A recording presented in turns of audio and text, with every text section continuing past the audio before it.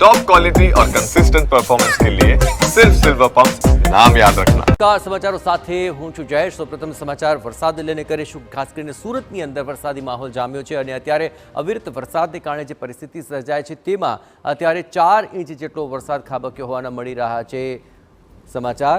જ્યાં સુરતના અડાજણ, જહાંગીરપુરા અને રાંદેર વિસ્તારોની અંદર વરસાદ વરસ્યો છે।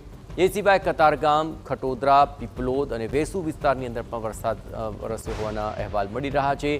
કોઝવે ખાતે તાપીની જળ સપાટી 6.88 મીટર પર પહોંચી ચૂકી છે।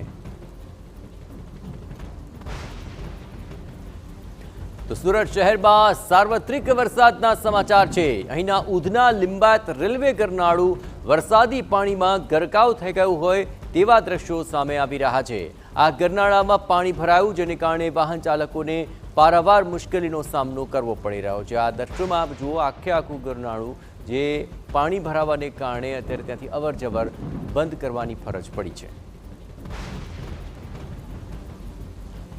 આ ઉપરાંત ઉધના નવસારી રોડ પર ભરાઈ ગયા છે પાણી।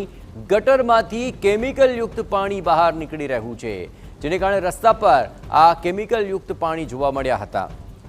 રસ્તા પર પાણી ભરાવાને કારણે ટ્રાફિક જામની સમસ્યા પણ સર્જાઈ હતી।